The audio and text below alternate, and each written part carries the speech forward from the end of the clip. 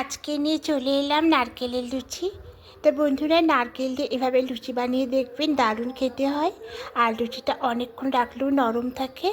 আর যদি রেসিপিটি ভালো লেগে থাকে তাহলে অনুরোধ করব ভিডিওটা প্রথম থেকে শেষ পর্যন্ত দেখার জন্য। চলুন তাহলে শুরু করা যাক। প্রথমে এখানে 500 গ্রাম মতো আমি ময়দা নিয়ে নিয়েছি।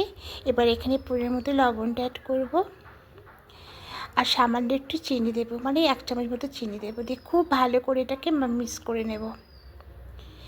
এবার এখানে 1 কাপ মতো নারকেল কোড়া আছে, নারকেল কোড়াটা দিয়ে দেবো, দিয়ে ময়দার সঙ্গে খুব ভালো করে মাখিয়ে নেব। আর এখানে 1 চামচ মতো জোয়ান হাতে করে মিক্স করে মধ্যে দিয়ে দিয়েছি। এবার সব কিছু উপকরণ দিয়ে ময়দাটাকে এভাবে করে মাখিয়ে নেব। এবার অল্প অল্প জল দিয়ে এটাকে একটা ডো বানিয়ে নেব। তো এখানে কোনো তেল দেওয়ার দরকার নেই, ময়ামের জন্য কোনো তেল বা ঘি কিছুই দেওয়ার দরকার নেই, যেহেতু নারকেল দেওয়া আছে। তা ডোটা করে নিয়ে ফিরে আসছি। ডোটা করা হয়ে গেছে। এবার এর উপরে সামান্য একটু সাদা তেল দেবো, দিয়ে একটু ভালো করে মাখিয়ে নিয়ে এবার ঢাকা দিয়ে এটাকে 10 মিনিট রেখে দেবো। 10 মিনিট পর ফিরে এলাম।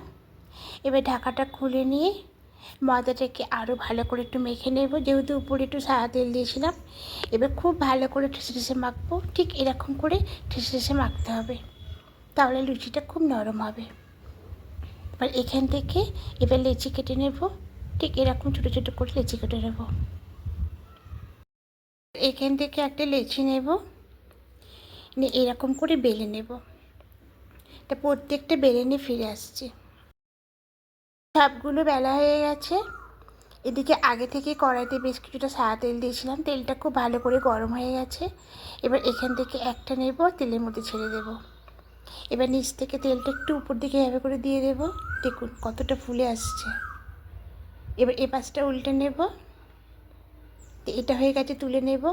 আবারও একটা দিয়ে দেব, ঠিক নিচ থেকে এইভাবে করে অল্প অল্প করে তেল দিতে হবে, তার লুচিটা খুব ভালো করে ফুলে আসবে। আবার এই পাশটা উল্টে নেব, তো এটাও তুলে নেব। বাকিগুলো সব এভাবে তৈরি করে নেব। লুচিগুলো সব হয়ে গেছে। এবার এটা গরম গরম পরিবেশন করে নেব।